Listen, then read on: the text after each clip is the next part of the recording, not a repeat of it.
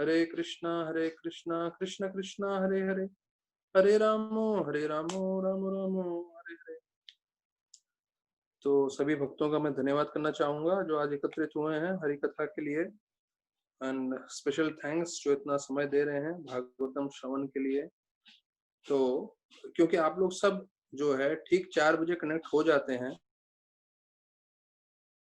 तो आप लोगों के लिए एक स्पेशल फास्ट टाइम मैं आज बता रहा हूँ। जो लोग लेट से कनेक्ट होंगे वो लोग मिस करेंगे। तो आप लोग क्योंकि टाइम पे पंक्चुअल रहते हैं, तो आपको मैं अच्छा जो मुझे बहुत सबसे ज्यादा प्रिय लग रहा है वो मैं आपको पास्ट टाइम बता रहा हूँ। ये पास्ट टाइम है राधानाथ महाराज का, जो जर्नी होम में लिखते हैं कि कैसे वो वृंदावन में जब पहुंचे तो वहां पे एक मौनी बाबा से मिले।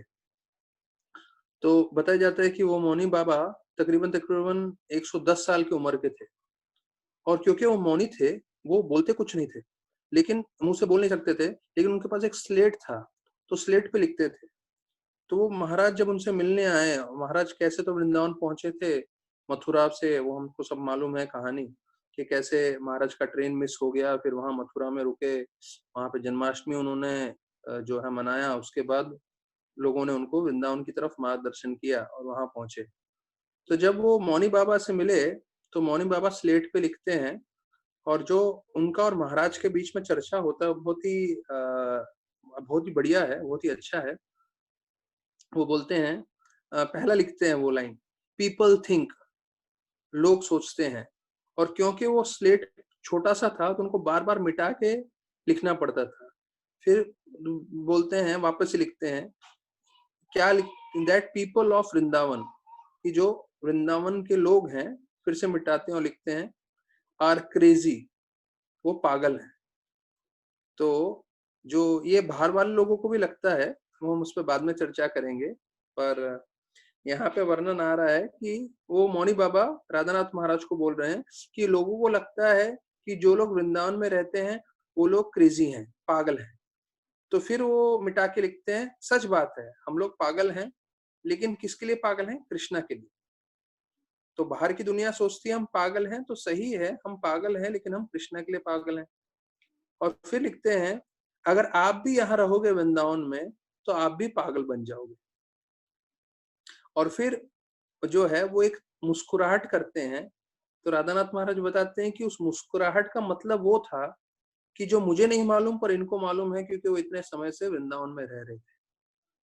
तो देखिए, ये एक छोटा सा पंक्ति है, छोटा सा ये है, पर कितनी गहरी चीज बतला रहा है कि भौतिकवादी व्यक्ति लोग सोचते हैं कि हाँ ये भक्त लोग पागल है, क्या करते रहते हैं, सिर्फ हरे कृष्णा करते रहते हैं। और भक्तों को मालूम है कि हाँ हम पागल हैं, लेकिन हम पागल किसके पीछे हैं? कृष्णा के पीछे। और हमें ये भी मालूम है कोई हमारा संग करेगा, थोड़ा समय भक्ति करेगा, तो वो भी पागल हो जाएगा। किसके पीछे? कृष्णा के पीछे। तो हम लोग जो हैं, अगर इसके पीछे पागल नहीं होंगे, कृष्णा के पीछे, तो हम भौतिक चीजों के पीछे अवश्य पागल हो जाएंगे, और पूरी दुनिया उसके पीछे पागल है। तो पागल हमें होना ही है। अभी चॉइस हमारा है, किसके पीछे आपको पागल होना है? कृष्ण के पीछे या भौतिक चीजों के पीछे? भौतिक चीजों के पीछे पागल होंगे तो हमेशा दुखी रहेंगे, और वो चीज भी आपसे ले ली जाएगी समय के बाद। लेकिन कृष्ण के पीछे पागल रहेंगे तो हमेशा संतुष्ट रहेंगे, हमेशा आनंद में रहेंगे। तो आज हम भागवतम के जो है 11वें स्कंद का 2.42 11.2.42 श्लोक पढ़ रहे हैं।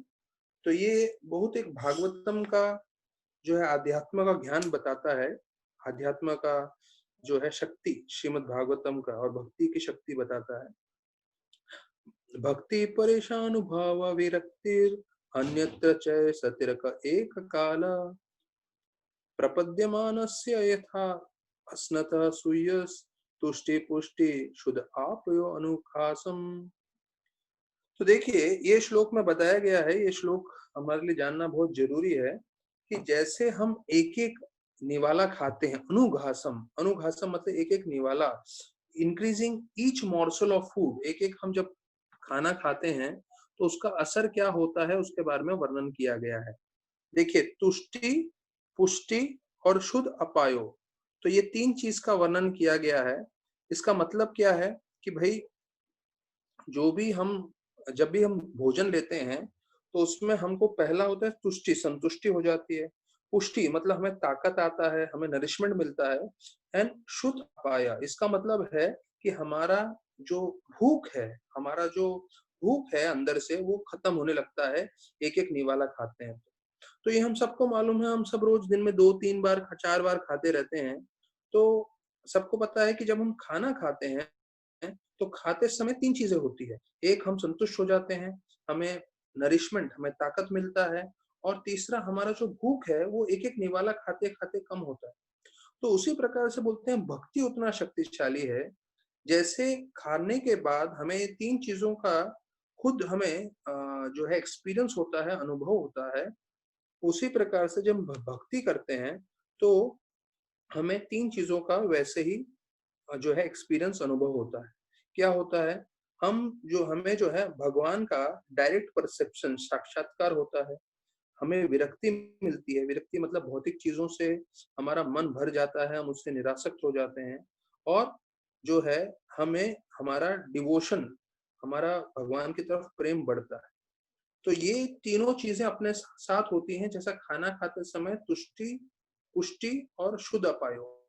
तो ये तीनों चीज होती हैं खाना खाने के साथ। तो वैसे हम जब भक्ति करते हैं तो भक्ति करने से भगवान का जो है डिवोशनल सर्विस जिसे बोलते हैं, तो हम भगवान की तरफ आसक्त हो जाते हैं। हम उनको अनुभव करने लगते हैं, बाहर की भौतिक चीजों से निरासक्त हो जाते हैं और हमारा प्रेम जो है भगवान की तरफ बढ़ता है। तो ये भागवतम का श्लोक बताता है कि हम सबको ये अनुभव होगा, क्योंकि खाना खाते समय जैसे हमें अनुभव हो रहा है तो वैसे ही भक्ति करते समय भी हमें ये अनुभव होगा। तो जैसे हम लोग भागवतम इतने दिनों से सुन रहे हैं, तो हो सकता है भागवतम सुनते सुनते हम लोग को थोड़ा आकर्षण आया होगा भागवतम के प्रति, अर्थात कृष्ण के प्रति। और बाकी भौतिक चीजों से हम आसक्त नहीं हो रहे होंगे, क्योंकि हो सकता है ये 1-1.25 घंटा बहुत सारा काम हो सकता है, किसी को सोना होगा, किसी को कुछ काम करना होगा, लेकिन हम वो सब चीजें छोड़ के भागवत के लिए समय दे रहे हैं। और हमारा आकर्षण बढ़ा है, इसलिए हम इसको समय दे रहे हैं। तो ये 3 चीज बताया गया है। और जैसे मैंने ये श्लोक कुछ दिन पहले बताया था, जब प्रभुपाद जी का पूरा फार्मास्यूटिकल, जो उनका फार्मेसी का बिजनेस था, जब पूरी तरह से उनके लोगों ने चुरा लिया था, तब 1 सेकंड के लिए वो जब रुक के उन्होंने जो है एक श्लोक बोला था, वो ये वाला श्लोक है, 10वें स्कंद 88 चैप्टर का 8वां श्लोक। तब ये प्रभुपाद ने श्लोक बोला था और बताया था उन्होंने कि भगवान बोलते हैं, क्या बोलते हैं? यस्याहम अनुग्रहानि हर्ष्यत धनम स्नेह ततो धनम त्यजत अंतस्य स्वजन दुःख दुःखितम। तो वो श्लोक मैंने बताया था पर पूरी तरह से कोट नहीं कर पाया था उस टाइम पे, तो इसलिए आज आपको वर्ष नंबर के साथ बता रहा हूँ। 10.88.8। तो बोलते हैं, भगवान स्वयं बोल रहे हैं, कृष्ण भगवान युधिष्ठिर महाराज को, कि जब मैं किसी पे बड़ी कृपा करता हूँ, यस्य हम अनुग्रहान, मैं जब किसी पे बहुत कृपा करता हूँ तो क्या करता हूँ? हर्ष्येत धनम स्नेह, मैं उसका पूरा धन ले लेता हूँ। तो प्रभुपाद को कई बार जो है कई भौतिकवादी लोग, कर्मी लोग जो है परेशान करते रहते थे और बोलते थे आशीर्वाद दीजिए, आशीर्वाद दीजिए, कृपा दीजिए। तो उनको क्या लगता था कि हाँ, इससे सन्यासी का, साधु का आशीर्वाद मिल जाएगा तो हम बहुत सारा भौतिक प्रगति करेंगे, बहुत सारा धन एकत्रित करेंगे। वैसा तो साधु का जो आशीर्वाद होता है वो कभी भी भौतिक चीजों के लिए नहीं होता है। साधु का आशीर्वाद अर्थात ये रहता है कि सब लोग आध्यात्मिक भक्ति में प्रगति करें, आध्यात्मिक जीवन में उन्नति करें। पर यहाँ बताते हैं कि कई लोग जो हैं वो आशीर्वाद दे मांग रहे थे और कर्मी लोग थे। तो प्रभुपाद ट्रेन में ट्रेवल कर रहे थे, उनके साथ 2-4 ब्रह्मचारी थे। तो बार बार वो बोल रहे थे आशीर्वाद दीजिए महाराज, आशीर्वाद दीजिए। तो प्रभुपाद ने बोला, मैं अगर आपको आशीर्वाद दे दूंगा तो आप ऐसे बन जाओगे, अर्थात आपको सैफरन कपड़ा डालना पड़ेगा और आपका सर मुंडवाना पड़ेगा, साधु बन जाओगे, आशीर्वाद चाहिए क्या? तो बोलते नहीं नहीं यार प्रभुपाद जी, हम बाद में आते हैं करके चले गए। अर्थात उनको ये आशीर्वाद नहीं चाहिए कि भक्ति में हम आगे बढ़े, उनको ये आशीर्वाद नहीं चाहिए कि हमें भगवान का ज्ञान हो और हम इस भौतिक जगत से निकल सके। नहीं, उनको सिर्फ भौतिक चीजें चाहिए, धन चाहिए, इंद्र भोग की सामग्री चाहिए, उसके लिए आशीर्वाद चाहिए। तो यहाँ पे कृष्ण भगवान बोल रहे हैं कि जब मैं कृपा दिखाता हूँ अपने भक्तों पे, तो मैं क्या करता हूँ, उनका पूरा धन ले लेता हूँ। तो ये है विशेष कृपा। तो प्रभुपाद कई बार वापस से ऐसे भौतिकवादी लोग जब बोलते थे बहुत कृपा चाहिए, तो बोलते थे अगर आपको सही मायने में कृपा चाहिए तो मैं भगवान का ये श्लोक जो है 10.88.8 ये सुनाते थे प्रभुपाद ऐसे कर्मी लोगों को, कि अगर मैं आशीर्वाद दे दूंगा तो आपका जो घर में जितना भी धन है पूरा पूरा नष्ट हो जाएगा, दूं क्या मैं आशीर्वाद? तो लोग भाग जाते थे, नहीं नहीं नहीं, नहीं ऐसा आशीर्वाद नहीं चाहिए।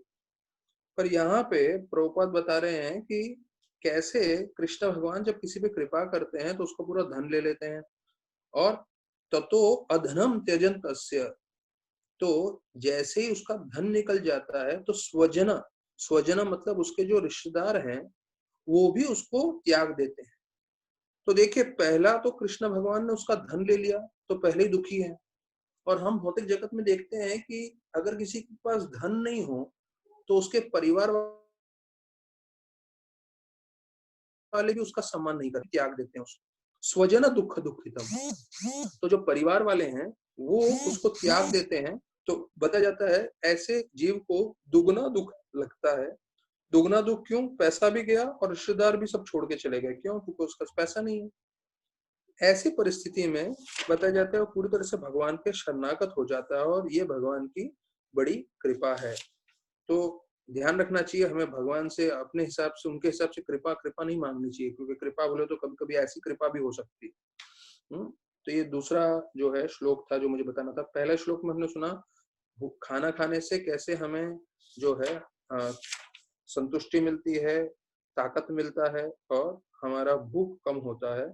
उसी प्रकार से भक्ति करने से हमारे जो है भौतिक चीजों से आसक्ति खत्म होती है, हम कृष्ण से आसक्ति बढ़ाते हैं और भगवान की तरफ हमारा जो है प्रेम वो बढ़ता है। और ये बताते हैं इस श्लोक में जो है कि कैसे भगवान की कृपा होती है तो भगवान सब कुछ ले लेते हैं। तो प्रभुपाद बोलते हैं कि भगवान ने मुझे 2 बार मेरी परीक्षा ली। ये फार्मास्यूटिकल बिजनेस जब मेरा पूरा चोरी हो गया था तब मेरे पास कुछ नहीं था, तो तब मेरी परीक्षा ली। और फिर जो है मेरे को बहुत बड़ा प्रसिद्ध आचार्य बनाए और पूरे विश्व भर में 108 मंदिर बनवाए। और तब मैं सबसे जो है एक तरह से देखा जाए भौतिक रूप से भी जो है बहुत धनी बन गया था। तो फिर से मेरी परीक्षा ली। तो प्रभुपाद बोलते हैं मैं दोनों समय विचलित नहीं हुआ। जब मेरा भगवान ने सब धन ले लिया था, मुझे तकरीबन तकरीबन रास्ते पे लेकर आ गए थे, तब भी मैं पूर्ण तरह भगवान की भक्ति कर रहा था। और जब मेरे द्वारा प्रचार करवा के 108 मंदिर खुलवाए पूरे विश्व भर में, तब भी मैं विचलित नहीं हुआ। तब भी मैं समझ गया ये भगवान की कृपा है, मैं तो सिर्फ अंश मात्र हूँ। और मैं दोनों समय मन स्थिर रख के भक्ति करता रहा।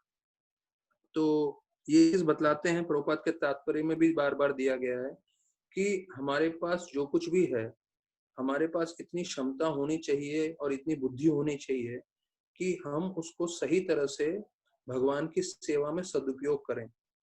हमारे पास धन है या कोई भी ऐश्वर्य की चीजें हैं, उसका दुरुपयोग करके हम कृष्ण भक्ति से दूर नहीं जाने चाहिए। ये हमारे लिए बहुत जरूरी है। भले आपके पास 100 रुपया हो या 100 करोड़ रुपया हो, हमें दोनों को भगवान की सेवा में लगाना चाहिए और इंद्र भोग में नहीं लगाना चाहिए। ये स्पष्ट से बताया गया है। फिर ये 2 श्लोक के साथ हम लोग अभी जो है आज भागवतम का ये इंट्रोडक्शन हम ये कर रहे हैं। और आज का जो 8वां अध्याय है बहुत प्रमुख अध्याय है, क्योंकि इस अध्याय में जो पहले कई श्लोक आ रहे हैं वो बहुत महत्वपूर्ण है। और ये शायद आपको मैं बता दूं कि ये ऐसे श्लोक हैं जो पूरा जीवन भर हमें उसको ध्यान करना है। जब उस श्लोक पे आऊंगा तो मैं बताऊंगा। तो अभी जो है 8वां अध्याय का पहला श्लोक है, जिसमें महाराज परीक्षित नारद मुनि को बोल रहे हैं कि आपको ब्रह्मा जी से ज्ञान मिला, उसके बाद आपने जो है नारद मुनि ने कैसे प्रचार किया, तो उसके बारे में विस्तार पूर्वक बताइए। तो यहाँ पे महाराज परीक्षित सुखदेव गोस्वामी से सुन रहे थे कि कैसे जो है ब्रह्मा और नारद का संवाद हुआ। हमने पूरा वो पिछले अध्याय में सुना कि कैसे माया से बच सकते हैं, कैसे भगवान के तकरीबन तकरीबन हाँ, जो है 35 भगवान के अलग अलग लीला अवतारों का पिछले अध्याय में पूरा वर्णन किया गया है, और वो अवतारों ने अलग अलग क्या कार्य किए थे वो सब बताए थे। तो बता रहे हैं कि अभी नारद मुनि ने जो है इतना सब सुन लिया, फिर उन्होंने प्रचार कैसे किया, तो उसके बारे में आप चर्चा करिए और उसके बारे में आप बताइए। तो यहाँ पे प्रभुपाद लिखते हैं पहले श्लोक के तात्पर्य में कि test for such bona fide spiritual master is that he should be no that should be no difference between the instructions of the Lord originally imparted। अर्थात प्रभुपाद लिख रहे हैं तात्पर्य में कि एक गुरु जो होता है वो प्रामाणिक रूप से प्रचार कर रहा है, कैसे मालूम चलेगा? जो कृष्ण भगवान ने जो अर्जुन को बताया, या कृष्ण भगवान ने ब्रह्मा जी को बताया, और जो ज्ञान उनके बीच में चर्चा हुआ था, और अभी जो एक गुरु अपने शिष्यों को बताता है, उसको वही ज्ञान देना है जो भगवान ने ब्रह्मा को, भगवान ने अर्जुन को दिया था। अर्थात उसमें कुछ बदलाव नहीं होना चाहिए। ये है प्रामाणिकता एक प्रचारक की। मतलब वो वही चीज बोलेगा जो भगवान ने बोला है, देश काल पात्र के हिसाब से वो इस तरह से बताएगा जिससे सामने वाले को थोड़ा आकर्षित लगे, थोड़ा आनंदित हो। लेकिन उसका मुख्य उद्देश्य क्या है कि जो भगवान ने बताया था मैं वही बता रहा हूँ, मैं वही दोहरा रहा हूँ। हम लोग अपना तरफ से कुछ जोड़ेंगे नहीं, कुछ निकालेंगे नहीं। प्रभुपाद बोलते थे कि जो प्रचारक है वो एक पोस्टल प्यून है। आजकल तो प्यून कम हो गए हैं जब से मेल वेल आ गया है और ये सब ऑनलाइन सब स्टार्ट हो गया है।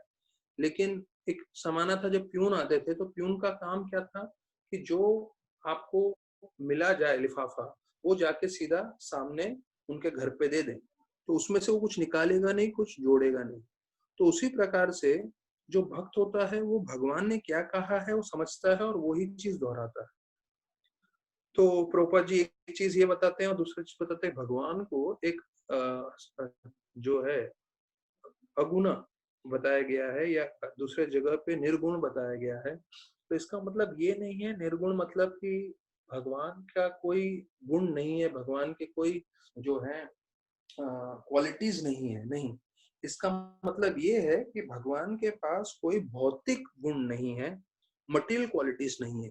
जैसे जीव जो है सत्व रजो और तमो गुणों में जो है बंधा रहता है, तो भगवान उस गुणों में नहीं बंधे रहते, इसलिए भगवान को जो है अगुणा बताया गया है या निर्गुणा बताया गया है। अभी हम दूसरे श्लोक पे आते हैं, ये दूसरा श्लोक हम साथ में चर्चा करेंगे। हेतात वेदितुमिच्छामि तत्वतं तत्व विदाम्बर हरेरद्भुत वीर्यस्य कथा लोका सुमंगला। तो देखिए, हम पहले स्कंद से पढ़ रहे हैं कि ये जो भगवान की कथा है वो पूरी तरह से सुमंगल है, मतलब मंगलमय है। वो कल्याण पूरी तरह से कर सकती है जो लोग भी इसका श्रवण करेंगे। तो भक्त और अभक्त में क्या डिफरेंस है? सिंपल डिफरेंस है। एक जो शुद्ध भक्त होता है वो भगवान के हरि कथा, हरि नाम के प्रति हमेशा आकर्षित रहता है। वो हमेशा भगवान के ये सब जो है भगवान की लीलाओं का श्रवण करने में, भगवान की कथा सुनने में, भगवान का नाम जप करने में तत्पर रहता है। और जो अभक्त रहता है वो कभी इसकी कथा का श्रवण नहीं करेगा। उसके पास कोई श्रवण प्रवचन चल भी रहा होगा तो उसको बिल्कुल रुचि नहीं रहेगी, बिल्कुल उसको श्रवण करने में जो है आकर्षण नहीं होगा। क्यों? ये भक्त और अभक्त की जो है विशेष जो है दोनों में अलग अलग भेदभाव है। अभी हम जैसे साधक जो हैं, हमें भी कुछ बहुत ज्यादा आकर्षण नहीं है। बहुत मुश्किल से हम लोग आधा घंटा, 1 घंटा, 1.5 घंटा निकालते हैं और श्रवण करते हैं। पर हमारा ये उद्देश्य होना चाहिए कि श्रवण करते करते, शुद्धिकरण होते होते हम इसकी तरफ ज्यादा आकर्षित हों। जहां हम आधा घंटा दे रहे हैं वहां 1 घंटा दे, जहां 1 घंटा दे रहे हैं वहां 2 घंटा दे, जहां 2 घंटा दे रहे हैं वहां 3-4 घंटा दें। तो जितना हम ज्यादा समय देंगे तो उससे जो है हमारा मन पूरा कृष्ण भावनामृत होगा। अच्छा, गुड़ाकेश प्रभु जो हैं वो बोल रहे थे, ये मतलब हम सबको अभी मुझे मालूम है जितने लोग कथा सुन रहे हैं उनके मन में ये प्रश्न होगा, 1 घंटा करे, 2 घंटा करे, 3 घंटा करें, आप तो इतने आसानी से बोल रहे हो प्रभु जी, अब फिर पैसा कहाँ से आएगा? हाँ? धन कहाँ से आएगा, खाना कहाँ से आएगा? तो उसके लिए तो बहुत मेहनत करनी पड़ती है। तो मैं गुड़ाकेश प्रभु जो रोज का 128 माला करते हैं, रोज का डेली 128 माला करते हैं, तो उनका मैं आपको बताता हूँ। वो बोलते हैं कि जस्ट अगर आप नाम जप भी कर रहे हो और अगर आप ध्यान पूर्वक नाम जप नहीं कर रहे हो, क्योंकि हम सब साधका हैं, जैसे हमने सुना है कि 3 तरह के चैंटिंग होते हैं। एक तो होता है ऑफेंसिव, एक होता है न्यूट्रल और एक होता है ऑफेंसलेस। जो जब शुद्ध नाम पे आ जाते हैं तो हमें पूरा साक्षात्कार होता है, तो उतना तो आसान नहीं है उस पर पहुंचना। तो बोलते सिर्फ तो नाम अपराध भी करोगे तो नाम अपराध का फल स्तुति क्या है कि आपको भौतिक इंद्र तृप्ति की सब चीजें मिलेंगी। अगर किसी को पैसा चाहिए, किसी को भौतिक चीजें चाहिए, तो अपने आप आएगा। ये है शक्ति हरिनाम की। मतलब अगर आपका स्पेस्ड आउट जपा चल रहा हो घर में बैठ के, तो स्पेस्ड आउट जपा के शक्ति से आपके घर में पैसा और सब कुछ आ जाएगा। लेकिन उसके लिए आपको जपा करते रहना, और उतना ही हम ज्यादा जपा करेंगे तो हमें ये समझना है जहां भगवान का नाम जप हो रहा है, जहां भगवान की जो है गुणगान हो रही है, वहां पे लक्ष्मी देवी स्वयं विराजमान अवश्य रहेगी। क्यों? क्योंकि वहां पे विष्णु भगवान विराजमान है। तो जहां नारायण है वहां पे लक्ष्मी जी को अलग से बुलाने की जरूरत नहीं है। लक्ष्मी जी अपने आप आएंगी। क्यों? वहां पे नारायण का निवास है, जहाँ पे हरिनाम हो रहा है, हरि कथा हो रहा है। तो यहाँ पे बताया कथा लोकम सुमंगलम, कि भगवान की जो हरि कथा है वो मंगलमय है, वो कल्याण करेगी। और हरिर अद्भुत वीर्यस्य, भगवान की जो लीला है वो अद्भुत है। भगवान जो कार्य करते हैं वो एक भौतिक व्यक्ति के सोचने और विचार करने से काफी जो है अलग है। जैसे हमने नरसिंह देव का सुना है कथा, हमें सब मालूम है कि हाँ कैसे वो आधे मनुष्य आधे शेर के रूप में आए, लेकिन नरसिंह देव के आने से पहले कोई सोच नहीं सकता कि सोच सकता था कि भगवान ऐसा रूप धारण कर ले, आधा सिंह आधा मनुष्य। ये है अद्भुत भगवान का लीला। तो वैसे ही अभी आने वाले भविष्य में हमारे जीवन में क्या होगा वो हम नहीं जानते, पर भगवान जो है अद्भुत कार्य करते हैं, और अद्भुत कार्य करते करते वो हमें आध्यात्मिक मार्गदर्शन देंगे। तो बोलते हैं एताद विदितुम इच्छामि तत्वतम तत्व विदम्बर, कि मैं इच्छा करता हूँ सुनने के लिए तत्वतम, मतलब तत्व सत्य चीज, और भगवान का जो लीलाएं हैं तत्वविदम, उसके बारे में मेरे को जानना है। तो ये बताते हैं कि भगवान का जो कथा है वो सुन के हमारे जीवन में पूरी तरह से मंगलमय होगा, और उसका ज्ञान प्राप्त करने से हमारा कल्याण होगा और दूसरों का भी कल्याण होगा। तो the king said, I wish to know narrations concerning the Supreme Lord who possesses wonderful potencies and are certainly auspicious for all living beings in all planets। ये बहुत जरूरी है। ये मत सोचिए कि हरि कथा हम लोग कुछ जो है 25-30 लोग सुन के कर रहे हैं, नहीं। सिर्फ पृथ्वी पे नहीं, प्रभुपाद लिख रहे हैं कि कोई किसी भी लोक पे हो, जैसे हमें मालूम है 14 लोक होते हैं, 14 लोकों में कोई भी भगवान का भागवतम की कथा सुनेगा तो उसका कल्याण होगा। ये भागवतम इसकी पुष्टि कर रहा है। भागवतम मंगलमय है, शक्तिशाली है, और 14 लोकों में कोई भी इसका श्रवण करेगा उसका कल्याण होगा।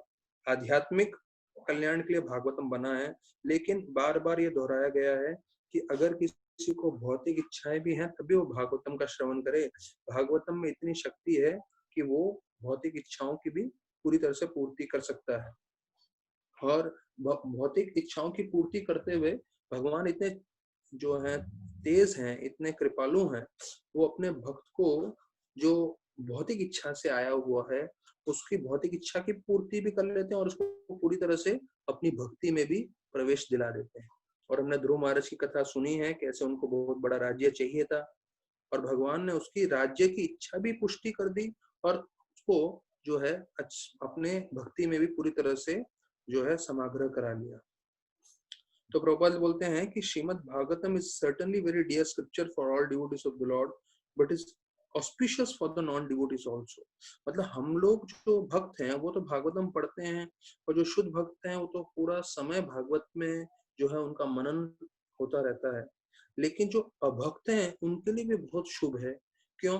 क्योंकि जो अभक्त हैं सिर्फ भागवतम एक बार सुन भी लेंगे तो उससे उन जो जन्म मृत्यु के चक्कर में फंसे हुए हैं तो उससे उनको बाहर निकलने का मौका मिलेगा। तो ये जो भागवतम है, कर्मी लोगों के लिए भी अच्छा है, हम जैसे भक्तों के लिए श्रवण कर करके हमारा शुद्धिकरण होगा। और जो सबसे शुद्ध भक्त है, वो तो हमेशा भगवान के नाम में, भगवान की कथा में हमेशा लीन रहते। यहाँ तक कि राधानाथ महाराज जब उनके पास खाली समय होता है, तो वो जो है भरतचंद्र प्रभु उनके सर्वेंट है, उनको बोलते हैं भागवतम ला के दो, और जो है भागवतम आराम से पढ़ते रहते हैं। और ऐसा नहीं कि सीधा 10वां स्कंद, ऐसा बोलते हैं फर्स्ट कैंटो मंगाते हैं, सेकंड कैंटो जो हम लोग पढ़ रहे हैं, थर्ड कैंटो, और उसी में से महाराज कितना समय जो है भागवत बार बार पढ़ते रहते हैं। और मैंने कितनी बार देखा है, जब मैं जो है जैत महाराज के साथ था और राधानाथ महाराज मिलने आते थे, तो जब दोनों मिलते थे तो दोनों जन जो है आपस में दोनों ने क्या पाठ किया आज, वो उसका चर्चा करने लगते थे। तो राधानाथ महाराज बता रहे थे कि मैंने पृथु की लीला पढ़ी चौथे स्कंद में से, और उसका वर्णन करने लगते थे। तो जो आप पढ़ रहे हैं, आप दूसरों को भी बताएं, तो उससे भी जो है आपका जो है आप प्रचार भी कर रहे हैं, आप भगवान का चर्चा भी कर रहे हैं। और जो शुद्ध भक्त होते हैं, वो भगवान की लीला चर्चा करते हुए उनको सबसे आनंद मिलता है। अभी ये जो है तीसरा श्लोक हम लोग चर्चा कर रहे हैं। कथा यस्य महाभागा यथा यथा अहम अखिलात्मनि कृष्णनेव स निसंगम मनस्तक्षा कलेवरम। तो वो बोल रहे हैं कि मुझे हरि कथा के बारे में बताइए, क्योंकि मैं हरि कथा सुनते हुए, भगवान का स्मरण करते हुए जो मैं शरीर त्यागना चाहता हूँ। हाँ, मनस्त्वक्षा कलेवरम। कलेवरम मतलब हमने जगन्नाथपुरी में सुना हुआ है, नव कलेवरम होता है, हर 12 साल में वो शरीर बदलते हैं। तो कलेवरम मतलब शरीर बदलना। तो बोलते हैं जब मैं अपना शरीर त्यागूं, तो मेरा मन पूरी तरह से जो है भगवान में लीन हो। तो इसके लिए कथा यस्य, कथा यस्य मतलब आप कथा करिए महाभागा। महाभागा मतलब उनको सुखदेव गोस्वामी को बोल रहे हैं कि आप बड़े भाग्यशाली हैं, तो आप जो है इसके बारे में बताइए, तो मेरा अपना मन इसका श्रवण करके जो है कृष्ण भगवान पे पूरी तरह से लगा सकता हूँ। कृष्णा निवेशा निसंगम। तो कृष्ण निवेश का मतलब है कि कृष्ण भगवान में मैं पूरी तरह से ध्यान कर सकूं, और निसंगम मतलब भौतिक जितनी भी मेरी इच्छाएं हैं या भौतिक जितने भी गुण हैं, उससे सबसे मैं मुक्त हो जाऊं।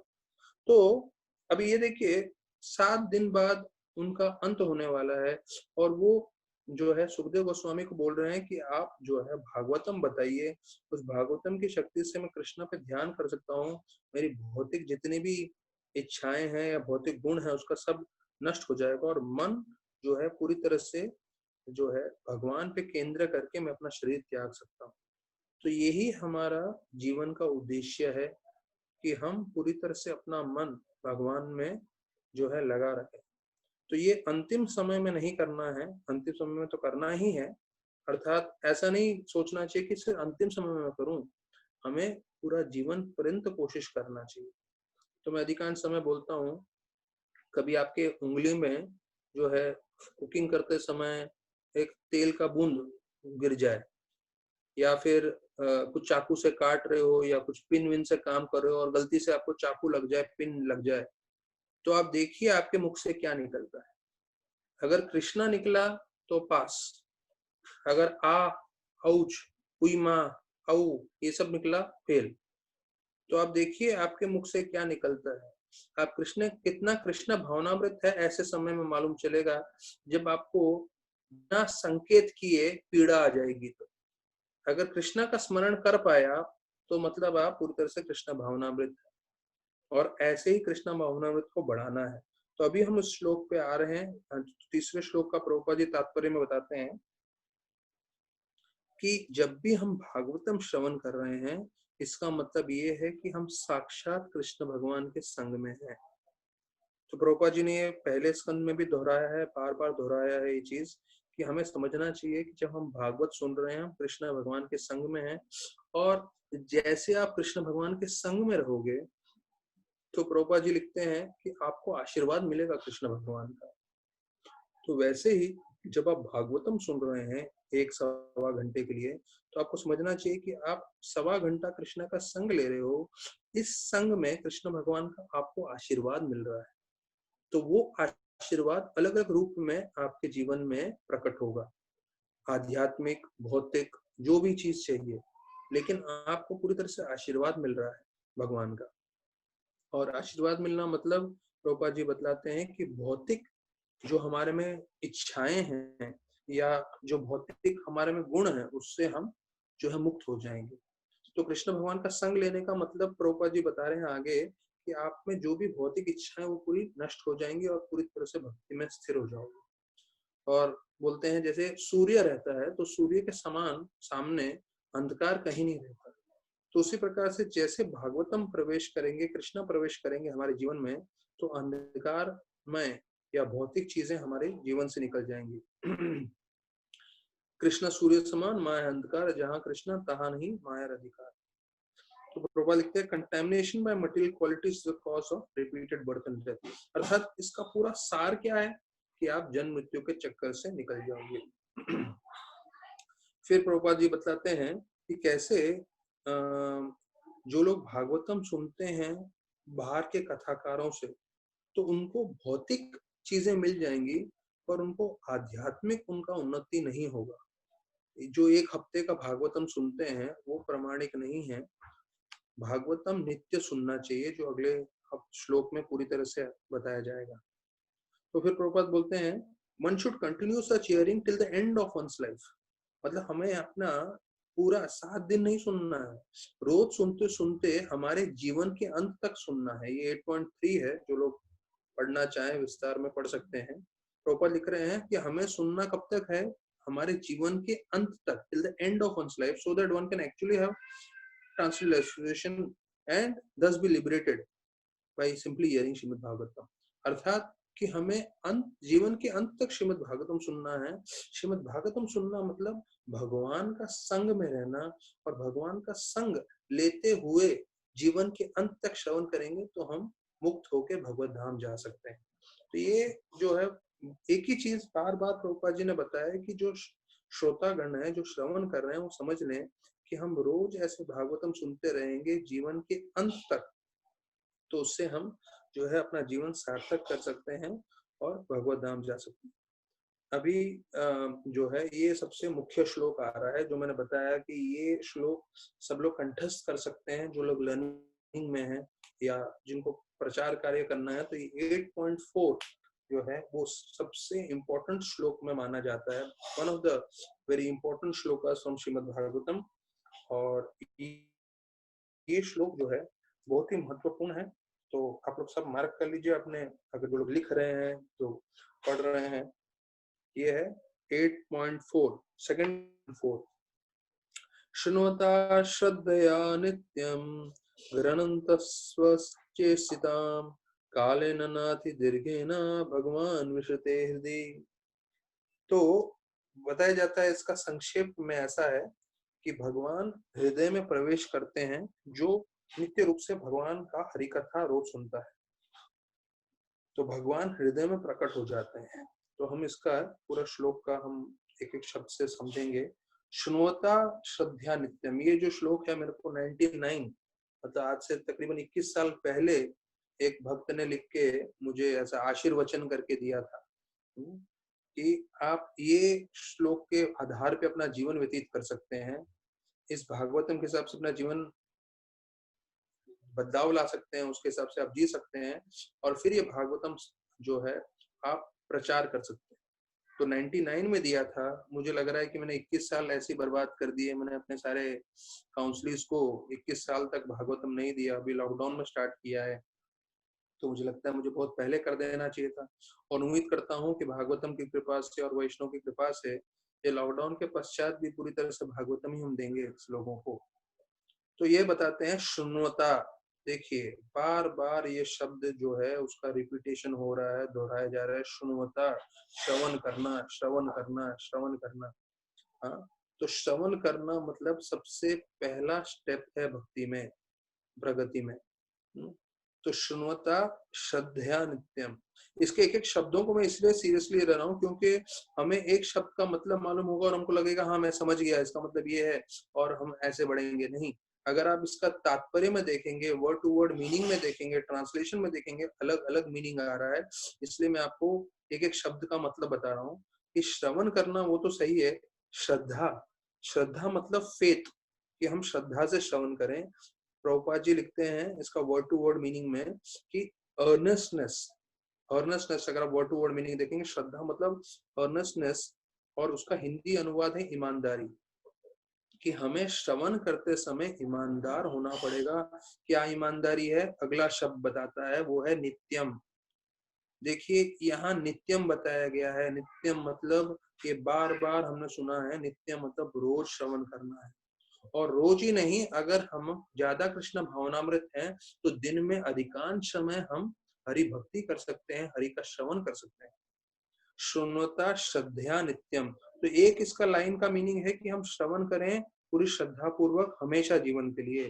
दूसरा इसका मतलब है कि हम श्रवण करें ईमानदारी से पूरे जीवन भर। नित्यम, नित्यम मतलब जैसे हमने पिछले श्लोक में पढ़ा कि हमारे जीवन के अंत तक। तो क्या होगा? ग्रंथ स्वचेष्टिता। हम लोग जो है 8वें अध्याय के जो 4था श्लोक है उस पर हम चर्चा कर रहे हैं, और हमने पहला लाइन देख लिया, श्रृण्वता श्रद्धया नित्यम, कि हमें श्रवण करना है पूरे श्रद्धा पूर्वक और नित्यम। नित्यम का दो शब्द का मीनिंग आता है। नित्यम मतलब ऑलवेज और रेगुलरली। हाँ, रेगुलरली का मतलब है नियमित तौर पे। हाँ, नियमित तौर पे, नियमित तौर पे मतलब ये नित्यम शब्द का मतलब है कि हमें हमेशा जो है रोज इसका हमें पाठ करना चाहिए। और ऑलवेज मतलब हमेशा, सर्वदा। तो ऑलवेज शब्द का मतलब है सर्वदा या हमेशा हमें श्रवण करना चाहिए, और रेगुलरली मतलब है नियमित तौर पे। नियमित तौर पे मतलब रोज हमें समय निकाल के ध्यान पूर्वक श्रवण करना चाहिए। और ग्रंथ चेष्टिता, स्वचेष्टिता शब्द बहुत जरूरी है। उसका मतलब इंग्लिश में प्रभुपाद बोलते हैं सीरियसली बाय वंस एंडेवर, और उसका हिंदी अनुवाद है अपने स्वयं के प्रयास से, गंभीरता से हमें भागवतम का श्रवण करना चाहिए, गंभीरता से और स्वयं के प्रयास से। Seriously by one's own endeavour, अर्थात हमको जो है अपना समय निकाल के जो है गंभीरता पूर्वक इसको लेके रोज श्रवण करने की कोशिश करनी चाहिए। तो इससे क्या होगा? कालेन नाति दीर्घेन। तो देखिए, काल मतलब समय होता है, और दीर्घेन मतलब ज्यादा समय, दीर्घेन। और नाति दीर्घेन मतलब ज्यादा समय नहीं, कम समय में भगवान आके आपके हृदय में निवास करेंगे। भगवान विशते हृदय, भगवान हृदय में निवास करेंगे, और आपको पूरी तरह से भगवान का जो है ज्ञान प्राप्त होगा। भगवान का जो है आपको व्यक्तिगत रूप का दर्शन मिलेगा। तो इसका भगवान को जानने का ये श्लोक में की है। कैसे आप समझ सकते हैं? श्रृण्वता श्रद्धया नित्यम गणन्तस्य चेष्टिताम कालेन नाति दीर्घेन भगवान विशते हृदि।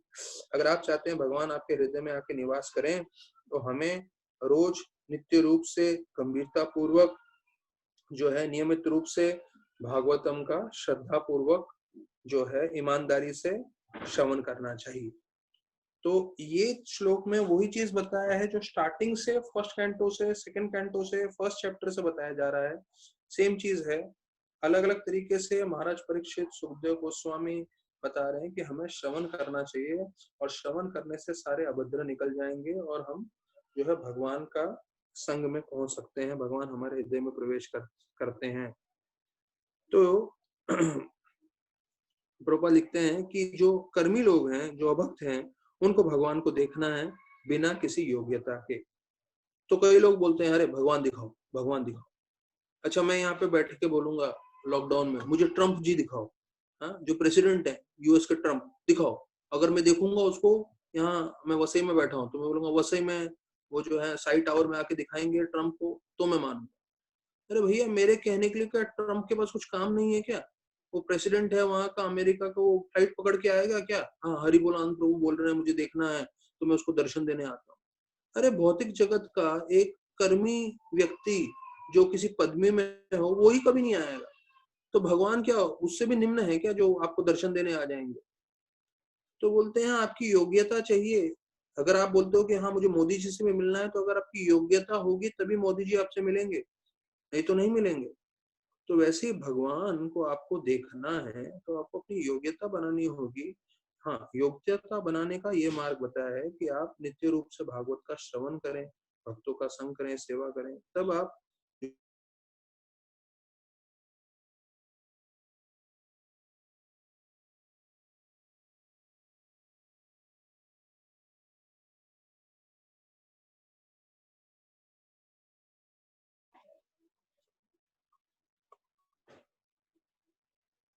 तो आप भगवान के सानिध्य में पहुंच सकते हैं।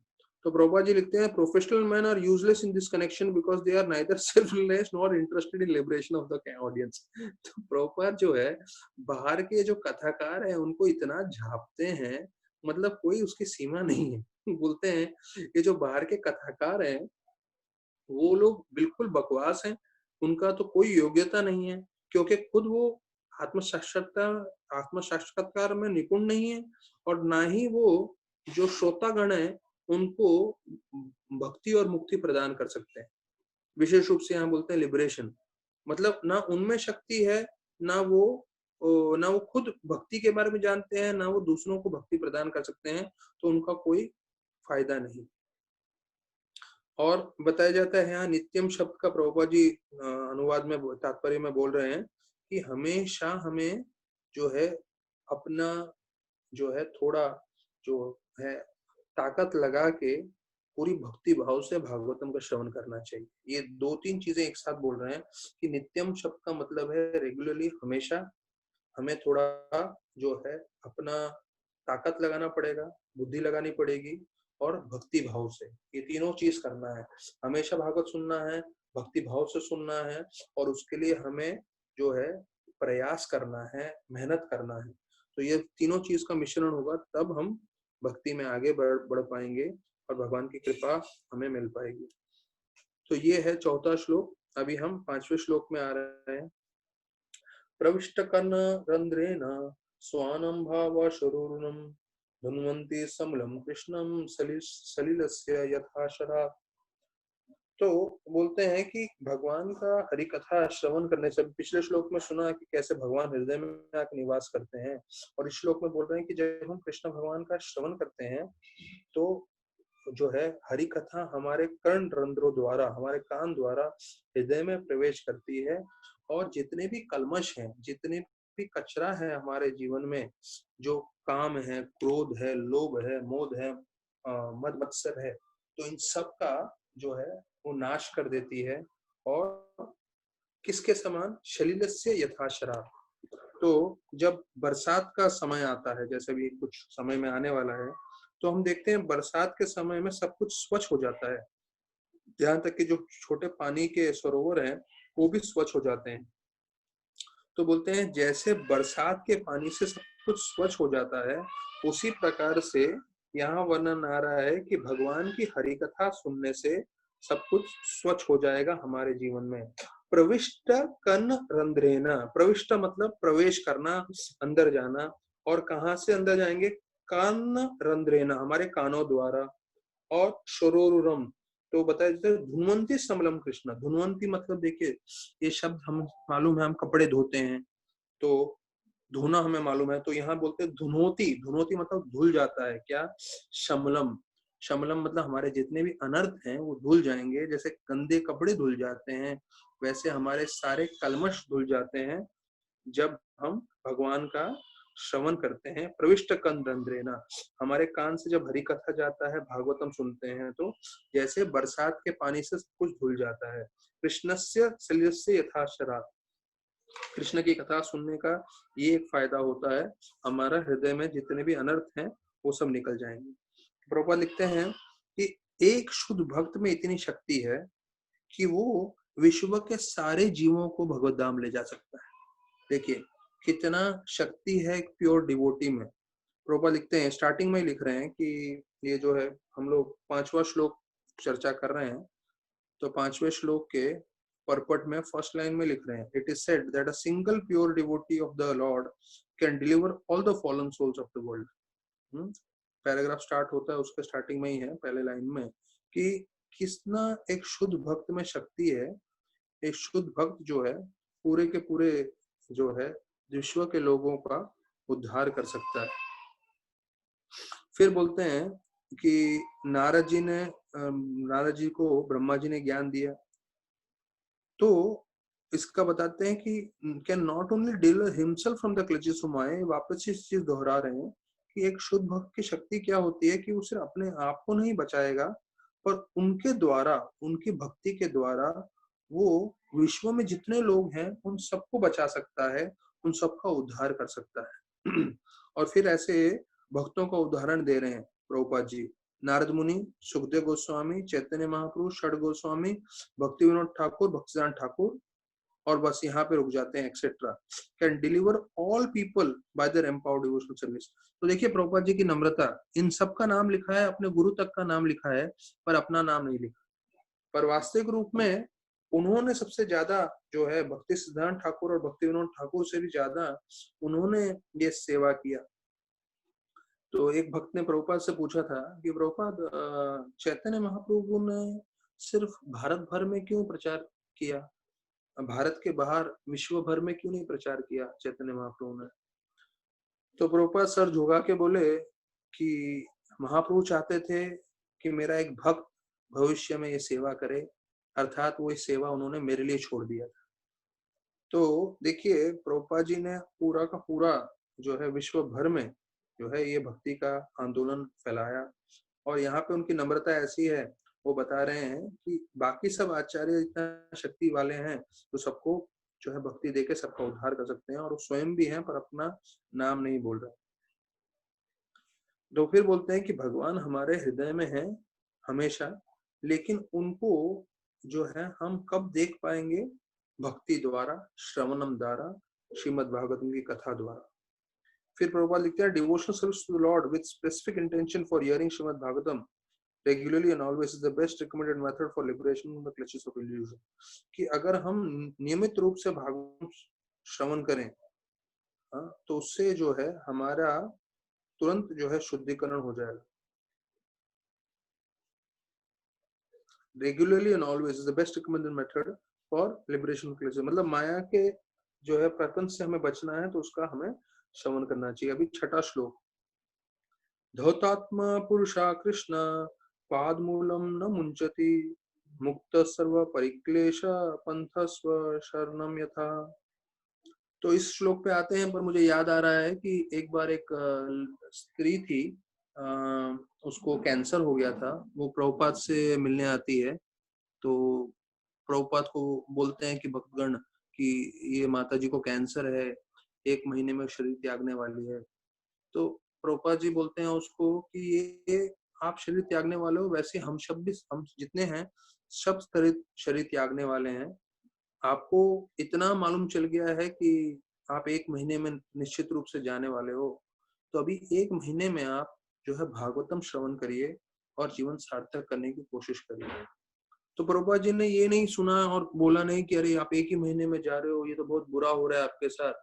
प्रभुपाद बोले हम सबके साथ होने वाला है, आपको समय मालूम है, हो सकता है प्रभुपाद बोले कि मैं 1 महीने से पहले चले जाऊं और मुझे मालूम भी नहीं होगा कि मैं जाने वाला हूं। तो प्रभुपाद जी का ये कहना था कि ठीक है, आप जा रहे हो वो ठीक है, लेकिन मुख्य चीज ये है कि हमें अपना जीवन सार्थक करना है। और फिर उनके जो पर्सनल सर्वेंट थे धनंजय प्रभु, उनको बोले कि ये माता जी जो है तो आप रोज भागवतम में लेकर आइए, क्योंकि वो व्हील चेयर में थी, और जहाँ हमारा भागवतम हो रहा है तो उनको यहाँ बैठा के भागवतम सुनाइए और उनको वापस व्हील चेयर पे से वापस लेके जाइएगा। तो ये बतला रहे हैं प्रभुपाद कि कैसे हर परिस्थिति में जो है हमारा उद्देश्य होना चाहिए कि हम नित्यम भागवत सेवा कर सकें। तो मेरा भक्तों से ये रिक्वेस्ट रहेगा कि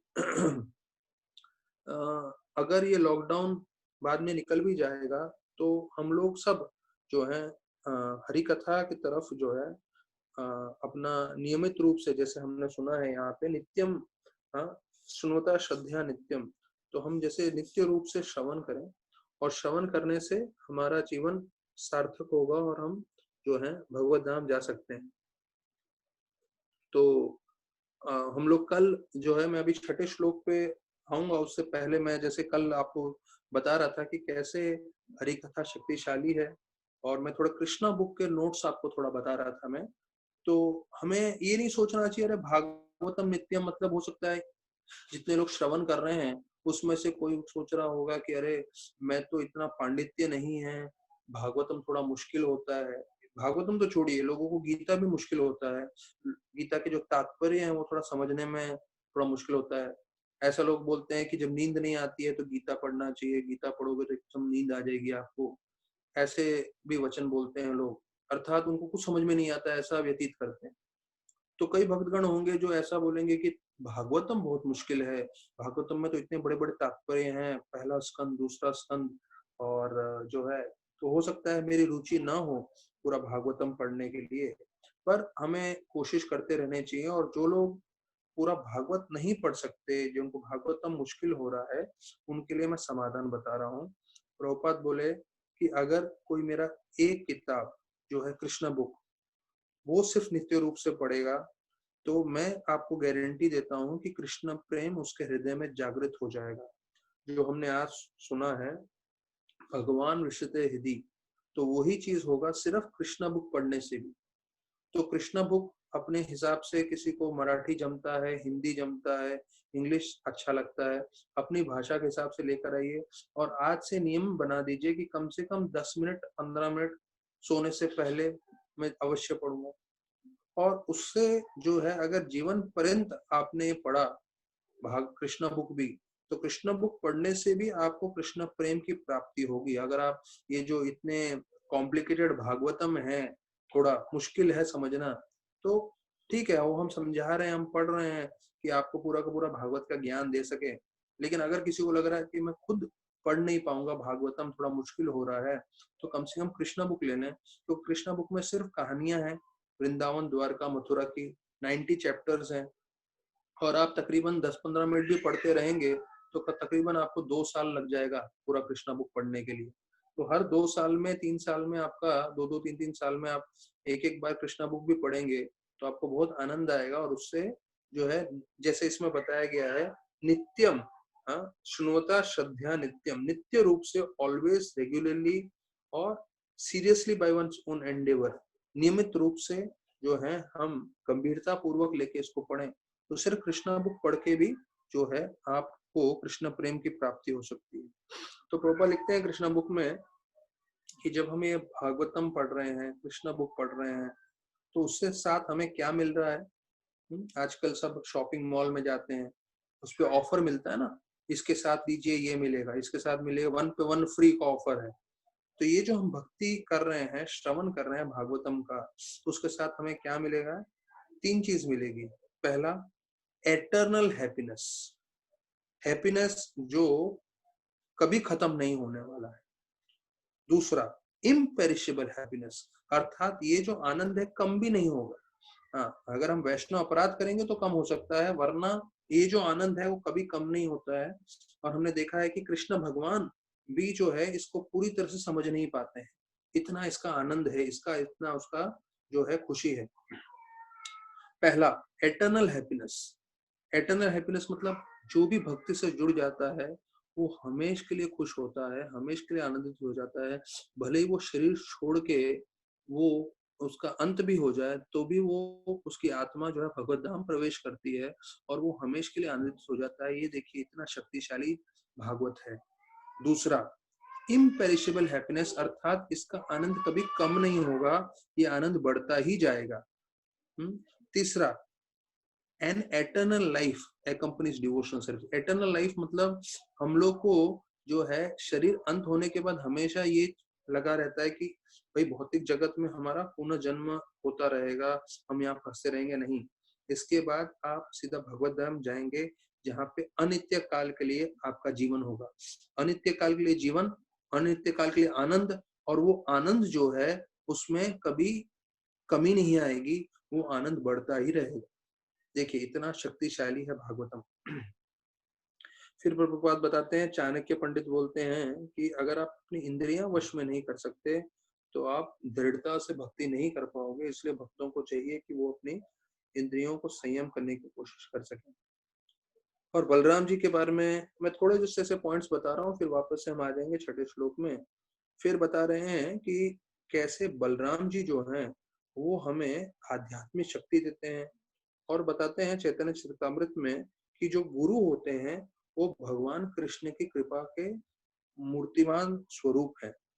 तो अगर हमें कभी लग रहा होगा कि भाई हमें भगवान की कृपा चाहिए, तो हमें ये समझना चाहिए कि भगवान की कृपा अर्थात कौन है वो गुरु। क्योंकि जो गुरु होते हैं वो आपको भगवान के पास जोड़ने में समर्थ रहते हैं। हमें सिर्फ गुरु का शब्दों का पालन करना है। और फिर बताते हैं कि अगर किसी भक्त का पतन हो भी जाए, इसमें दो चीज बताया जाता है, एक जिनका पतन न हो उनका क्या होता है, और जो भक्तों का पतन हो जाता है, कोई गड़बड़ कर बैठते हैं, नियम उल्लंघन कर बैठते हैं, तो दोनों का क्या होता है। तो बताते हैं पहले जो भक्त पूरी तरह से अच्छे से भक्ति कर रहे हैं, श्रवण कर रहे हैं और उनका मन कृष्ण में एकाग्र रहता है, उनका कभी पतन नहीं होता, क्योंकि भगवान उनको स्वयं बचाते हैं। और ऐसे भक्त माया के कितने ही विकट से विकट उन्होंने अड़चन डाले पर उससे वो निकल सकते हैं। तो ये उन भक्तों का वर्णन है जिनका पतन नहीं होता। फिर प्रभुपाद जी बताते हैं कि जिन भक्तों का गलती से पतन हो भी जाता है, जिनका फॉल डाउन हो गया है, कोई नियम नहीं पालन कर पाए हैं, तो उनको भी जो बताया जाता है, क्योंकि वो कृष्ण भगवान से आसक्त रहते हैं। देखिए, पतन हो गया इसका मतलब ये नहीं कि उनकी उसने कोई 4 नियम तोड़ दिए, इसका मतलब ये नहीं है कि उसकी आसक्ति खत्म हो जाएगी, नहीं, आसक्ति बनी रहेगी। तो प्रभुपाद लिखते हैं कि उनके आसक्ति बने रहने से कृष्ण भगवान की ओर फिर भी वो भक्ति में लगे रहेंगे और वो जितने भी ऐसे अड़चन भविष्य में आने वाले हैं उससे निकल जाएंगे। तो ये बहुत प्रोत्साहन देता है भक्तों को कि अगर भक्तों से कुछ गलती हो भी रहा है, कोई नियम उसने तोड़ भी दिया है, तो उसको जो है दुखी नहीं होना चाहिए, ज्यादा जो है उसका उत्साह उसे बनाए रखना चाहिए और भक्ति करते रहनी चाहिए। समय के प्रभाव से वो माया के ऐसे सभी अड़चनों को जो है वो उससे निकल जाएगा। तो अभी एक मैंगो का सीजन है, आम का सीजन है, तो इस पे आम का प्रभुपाद पॉइंट बताते हैं, तो मुझे बताते हुए बड़ी खुशी हो रही है, क्योंकि हम लोग भले ही आम खाए नहीं खाए पर आम के बारे में सुन सकते हैं। तो प्रभुपाद बोलते हैं भगवान और भगवान के नाम में कोई अलग नहीं है, भिन्नता नहीं। लेकिन बोलते हैं भौतिक जगत में आम आम मतलब मैंगो फ्रूट और मैंगो में डिफरेंस है। अर्थात अगर मैं आपके साथ जप करूं मैंगो मैंगो मैंगो आम आम आम, तो उससे आप आम नहीं खा सकते। मतलब आम अलग है और आम का शब्द अलग है। लेकिन बोलते हैं भगवान और भगवान का नाम दोनों एक समान है। इसलिए जैसे भक्त जो है जप करता है हरे कृष्णा कृष्ण कृष्ण हरे हरे, हरे राम राम राम हरे हरे, तो वो भगवान और भगवान का नाम एक समान है, तो तुरंत भगवान के जो है संग में पहुंच जाता है। और भगवान के संग में पहुंचने का मतलब है वो भगवान से फिर कभी अलग नहीं होता। इसलिए जो शुद्ध भक्त होते हैं वो हर समय भले ही स्नान कर रहे हैं, भले ही शौचालय में हैं, भले ही खाना पका रहे हैं, हमेशा भगवान का नाम जप करते रहते हैं, कीर्तन करते रहते हैं। और अगर नाम जप और कीर्तन करते हुए मुश्किल हो रहा है तो मोबाइल पे कीर्तन लगा लीजिए।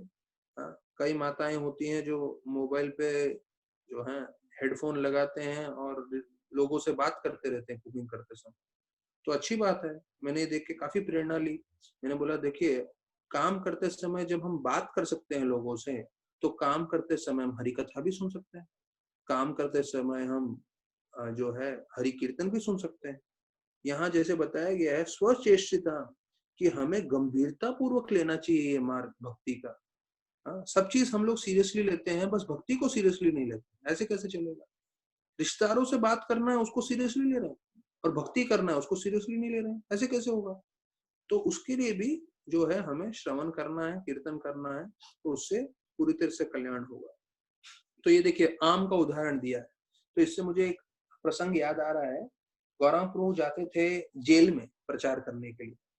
तो जब जेल में प्रचार करते थे तो प्रचार के बाद उन्होंने कीर्तन किया और हरे कृष्ण कृष्ण कृष्ण हरे हरे, हरे राम राम हरे हरे, ऐसे करके बोला उन्होंने, कीर्तन पूरा किया। तो कीर्तन के बाद जो है उसमें से एक कैदी हाथ उठाया, हमारा प्रश्न है कर। तो सारे दूसरे कैदी उसकी तरफ देखने लग गए। अभी कौन जेल में कौन पहुंचता है आपको मालूम है, जिन्होंने जो है मारपीट किया हो, डकैत किया हो, मर्डर वर्डर किया हो, ऐसे लोग। तो उसके बीच में हाथ उठा रहा है एक जो कैदी है, और दूसरा कैदी जो है, दूसरे सारे कैदी उसको देखने लगे। और उसने हाथ उठा के प्रश्न पूछा। तो सुनिए कैदी का प्रश्न क्या था। बोला, शास्त्रों में वर्णन किया गया है कि नाम उच्चारण सही होना चाहिए, आपने राम के जगह रामो बोला है, तो ये शुद्ध जो है भगवान का नाम का उच्चारण नहीं है, तो मेरा ये प्रश्न है। तो जैसे ही उसने ऐसा प्रश्न पूछा, सारे कैदी लोग ने जोरदार ताली बजाई। बोला, देखो हमारे बीच में भी एक पंडित है, ब्राह्मण है, भले ही कैदी है तो क्या हुआ, इतने बड़े सैफरन साधु के प्रवचन में भी दोष निकाल दिया उसने। तो आपने रामो बोला है तो गलत है करके उसने ऐसा पूछा प्रश्न कि सही है कि नहीं। तो गौरांग प्रभु उसका जवाब देते हुए बोले कि देखो, अगर मैं आम को यहाँ लेकर आके दूं और बोलूं ये आम नहीं आमो है, तो आप नहीं लोगे क्या? नहीं, आप लोगे। क्यों? क्योंकि आम है। मैं भले ही किसी भी शब्द में बोलूं, यही यहाँ तक कि मैं आम को बोलूं ये अमरूद है, फिर भी आप ले लोगे। क्यों? क्योंकि आपको आम मिल रहा है, आपका फायदा हो रहा है। तो भगवान का नाम इतना शक्तिशाली है कि अगर हम राम बोले, या कोई लोग कृष्ण को अलग अलग तरीके से बोलते हैं, एक बोलते हैं किशन, एक बोलते हैं कृष्णा, एक बोलते हैं कृष्णा। तो ऐसे कृष्ण के भी बहुत सारे उच्चारण हैं, राम के भी। राम तो सरल है, पर कृष्ण के अलग अलग उच्चारण हैं। पर भगवान जो है भावग्राही जनार्दन है। कोई कोई संस्कृत के बड़े पंडित होंगे जो बहुत, ये राधानाथ महाराज की तरफ से है जो आप लोग के साथ मैं बताऊंगा, जो राधानाथ महाराज ने खुद ने बताया कि कोई कोई संस्कृत के बड़े बड़े पंडित होंगे जो बहुत शुद्ध संस्कृत भाषा जानते हैं, और बहुत शुद्धता से वो एक एक शब्दों का विच्छेद करके शुद्ध लिपि से बात कर सकते हैं संस्कृत में, या भगवान का नाम उच्चारण महाराज बोलते हैं। लेकिन भगवान उनसे बिल्कुल प्रसन्न नहीं होते। भगवान ऐसे भक्त से प्रसन्न होते हैं जो पूरी तरह से भक्ति में लगा है, जो पूरी तरह से प्रचार कार्य में लगा है, वैष्णव सेवा में लगा है। जब ऐसा कोई भक्त है जो प्रचार कर रहा है, सेवा कर रहा है, तो भले ही वो त्रुटियों के साथ बोले, गलतियों के साथ बोले, तो भगवान उससे ज्यादा प्रसन्न होते हैं, ना कि कोई संस्कृत स्कॉलर के द्वारा जो बहुत अच्छे से जो है भगवान का नाम गुणगान कर रहा। तो ये चीज हमें सीखना है कि हमें भक्ति भाव में करना है, और जो भी करना है हमें भी अच्छे से स्पष्टीकरण करके करना है। तो प्रभुपाद लिखते हैं, liberation is not so important as loving service, transcendental loving service of the lord. मतलब मुक्ति से ज्यादा महत्वपूर्णता किसमें है? भगवान की सेवा में। तो सोचिए, जब हम भगवान की सेवा हमें मिलती है, हम भगवान की सेवा कर पाते हैं, तो वो सेवा मुक्ति से भी बढ़कर है। क्यों? क्योंकि ऐसे सेवा में हम भगवान के साक्षात संग में रहते हैं। तो जैसे हमने चर्चा किया कि भगवान का नाम और भगवान समान है। मैंगो, मैंगो शब्द का भी हमने जो है चर्चा किया था। मैंगो फल और मैंगो दोनों जो है नाम और फल दोनों अलग अलग है, लेकिन भगवान और भगवान का नाम समान है। उसी प्रकार से भगवान और भगवान की सेवा भी समान है। तो जब हम भगवान की सेवा कर रहे हैं तो मुक्ति से भी बढ़कर है, क्योंकि उस सेवा में हमें भगवान कृष्ण का सानिध्य मिल रहा है, संग मिल रहा है। तो फिर प्रभुपाद जी बताते हैं कि अगर हम जो है अपनी इंद्रियों को वश में नहीं रखेंगे तो फिर भक्ति करना मुश्किल होगा, और इंद्रियों को वश में करना भी मुश्किल होगा। तो मैं ये एक चीज बताना चाहूंगा सारे भक्तगणों को कि इस्कॉन में बहुत बड़ा गलती हो जाता है लोगों से, जब वो 16 माला से कम जो है जप करने लगते हैं। कई लोग जो है दीक्षा जिनकी हो गई हो, या कई लोग हैं जो सिर्फ बिना दीक्षा के 16 माला कर रहे हैं, पर एक बार आप 16 माला से नीचे आ गए और फिर आपको आदत लग गई उसकी, तो फिर 16 माला करना बहुत मुश्किल होता है। ऐसे बहुत सारे इनिशिएटेड डिवोटी हैं जो मैंने बताया है आपको कि वो माला एक बार छूट जाए तो फिर माला पे 16 माला पे आना उनका बहुत मुश्किल हो जाता है। और ये रेगुलर चीज हो चुका है इस्कॉन में काफी भक्तों के द्वारा कि भाई एक बार माला छूट गया या कम होने लगा फिर नहीं आ पाए। तो मेरा ये रिक्वेस्ट है सभी भक्तों से कि वो धीरे धीरे बढ़े, 2 4 6 8 10 12 14 16, लेकिन एक बार 16 पे पहुंच गए, किसी भी तरीके से वो खत्म करना है। और अगर बाय चांस रह गया तो पेनल्टी के द्वारा वो तो माला आप जो एक दिन पहले रह गया वो तो 2-4 माला करिए ही करिए, और पेनल्टी के द्वारा और 2-4 माला करिए आप, जिससे आप कृष्ण भगवान को बता सकें कि मैं सिंसियर हूँ, मैं माला करना चाहता हूँ। ये चीज ध्यान रखिएगा कि आप अपनी क्षमता पे 16 माला नहीं कर पा रहे हैं। वैष्णव की कृपा है, वैष्णव का संग है, जिसके कारण आप 16 माला कर पा रहे हैं। तो इसलिए हमें वो 16 माला बनाए रखना है। और ऐसे समय जो है, जब हमें बस खाली समय है तो ज्यादा से ज्यादा माला करना है, 20 माला 25 माला। तो उससे क्या होगा, जब उतना कर रहे हैं तो आपको लगता है 16 माला तो हो ही सकता है। क्यों? क्योंकि रोज मैं 20-25 कर रहा हूँ। अभी आने वाले निर्जल एकादशी है, तकरीबन तकरीबन मुझे याद है 5-6 साल से हम लोग 128 माला करते थे आनंद गुरु के घर पे। और मैं उधर कम से कम 100-125 भक्त लोग आते थे 128 माला करने के लिए। सुबह 5 बजे से चालू करते थे माला करना, रात के 9 बजे तक, और एक बूंद पानी भी नहीं पीते थे। ये चीज स्पष्ट करता है, जैसे आज हम लोग ने भागवतम के शुरुआत में सुना, कैसे हमें डायरेक्ट एक्सपीरियंस होता है, अनुभव होता है। मैं कितनी बार उदाहरण देता हूँ, कौन सी ऐसी कंपनी है जिसमें बिना पगार देंगे तब भी काम करेंगे लोग?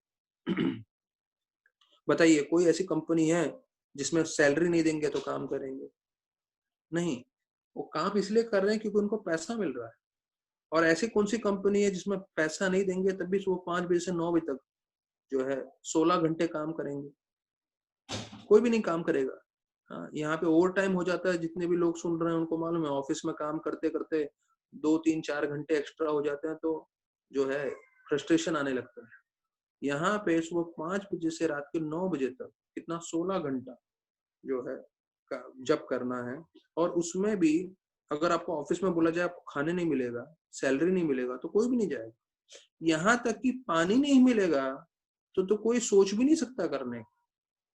और यहाँ पे देखिए 16 घंटा भक्तगण जो है जप कर रहे हैं बिना पानी के, निर्जल है, खाना तो हो ही नहीं सकता। और उसके बाद 16 घंटे के बाद सारे भक्तगण ऐसे चेहरे पे मुस्कान लेके जाते हैं, इतने खुश होके जाते हैं और धन्यवाद करते हुए जाते हैं कि भाई आनंद आप बैठे हो, आप करा रहे हो, इसलिए हम 128 माला करते हैं। अभी मंगलवार को निर्जल एकादशी है, क्योंकि पूरा बंद है तो वो संग नहीं मिलेगा, वो तो अपना अकेले में बैठ के कर लेंगे। पर अभी देखिए हम सबका कितना हालत होता है, कितना हम माला कर पाते हैं। तो जो संघ का असर है उसको हमें उसको मिनिमाइज नहीं करना चाहिए। हमें समझना चाहिए कि जो हम 16 माला भी कर रहे हैं, जो भी हम कर रहे हैं, एक संघ है, ये साधु का, भक्तों का संघ है, उसके कारण हम कर रहे हैं। तो हमें कोशिश करना चाहिए जितना हम कर सकें। तो ये 128 माला इतने सालों से कर रहे हैं सब भक्तगण। तो मेरा यही रिक्वेस्ट है सभी श्रोतागण से कि आप लोग भी कोशिश करिए निर्जल एकादशी के दिन कितना माला ज्यादा से ज्यादा करें। कई लोग 25 करेंगे, कोई 32 करेंगे, कोई 64 करेंगे, कोई 80, कोई 100 तक करना चाहेंगे, या 128 भी करना चाहें कर सकते हैं। तो आप लोग पे है, जितना आप माला करना चाहें। तो सभी भक्तों से रिक्वेस्ट है ज्यादा से ज्यादा माला करिएगा। तो ये हम आखिरी 2 पॉइंट बोल के सीधा भागवतम पे, ठीक है, अभी हम सीधा भागवतम पे आ जाते हैं। अभी वापस से जो हमने छठा श्लोक हमने चर्चा किया था कि कैसे इस हरि कथा का जो है उसका असर होता है, उसकी शक्ति आती है। तो such a person who has achieved the remembrance of the Lord through the process of hearing never gives up the lotus feet of the Lord. अर्थात जिसने श्रवण किया है भगवान का और श्रवण करके उसके मन में जीवन में आसक्ति आ गई है, तो वैसा भक्त जो है कभी भगवान को चरणों को नहीं छोड़ता है। हाँ, तो इसमें बताया था धौतात्मा पुरुष कृष्णा पाद मूलम न मुंचती, पाद मूलम न मुंचती। मतलब मुझे ये श्लोक बोलते हुए भी इतना अच्छा लग रहा है, पाद मूलम न मुंचती। जैसे कोई प्रेमी होता है ना, जो प्रेमी होता है वो कैसे बोलता है, मैं तुमसे इतना प्यार करूंगा, मैं तुम्हें कभी जीवन पर्यंत नहीं छोड़ूंगा। हाँ, और बाहर वाले लोग बोलते हैं हम 7 जन्मों तक साथ में रहेंगे वगैरह वगैरह। तो वैसे ही यहाँ पे जो है बता रहे हैं पाद मूलम न मुंचती। पाद मूलम न मुंचती का अर्थ है कि मैं भगवान के चरणों को जीवन पर्यंत नहीं त्यागूंगा, उनको हमेशा अपने जीवन में धारण करके रखूंगा। और पाद मूलम न मुंचती का मतलब है हम भगवान के चरण को कैसे धारण करेंगे, परिणाम के द्वारा, भागवतम के द्वारा, वैष्णव सेवा के द्वारा और अपने नम्र स्वभाव के द्वारा। तो ये सब मुख्य है, तभी हम भगवान के चरणों को आजीवन काल के लिए धारण कर सकते हैं। धौतात्मा पुरुष कृष्ण, धौतात्मा मतलब जिसने उनका हृदय का शुद्धिकरण हो गया है। क्यों? क्योंकि हमने ये जो पिछले 2 श्लोक में सुना कि नित्यम भागवत जो है श्रद्धा पूर्वक सुनता करेंगे, भागवत सुनेंगे, तो उससे भगवान आगे हृदय में निवास करेंगे। उनका पूरा धुनोति सुमलम मतलब उनका पूरा कलमश निकल जाएगा। तो ऐसे जीव जिनके हृदय में से कलमश निकल गया है, वो क्या करते हैं? हमेशा भगवान के चरणों को तरफ आसक्त रहते हैं। मुक्त सर्व परिक्लेश, और सारे जो क्लेश हैं, मिजरीज ऑफ लाइफ, उससे वो मुक्त हो जाते हैं। कैसे? उदाहरण दिया गया है लास्ट लाइन में, पंथ स्व शरणम यथा। इसका मतलब है जैसे कोई ट्रेवलर होता हो, जो प्रभुपाद लिखते हैं जो धन एकत्रित करने के लिए अपना घर छोड़ के जाते हैं और पूरे देश विदेश में हर जगह घूम रहे हैं। क्यों? उनको पैसा कमाना है। पैसे कमाने के लिए सब जगह जा रहे हैं, लेकिन उनको सब जगह संतुष्टि नहीं मिलती। संतुष्टि कब मिलती है? जब हम वापस अपने घर पे आते हैं। इसलिए एक अंग्रेजी में बोलते हैं ना, होम स्वीट होम, अर्थात मेरा घर सबसे अच्छा है, सबसे बढ़िया है, घर में मेरे को आराम मिलता है। तो ऐसा जितने लोग सुन रहे हैं उनको मालूम है कि कई बार होता है हम 15 दिन 20 दिन बाहर घूमते रहते हैं, किसी कारणवश हमें ज्यादा समय घर से बाहर रहना पड़ता है, और जैसे ही हम घर पे आते हैं तो हमको लगता है वाह, घर में आ गए, शांति है, आनंद है।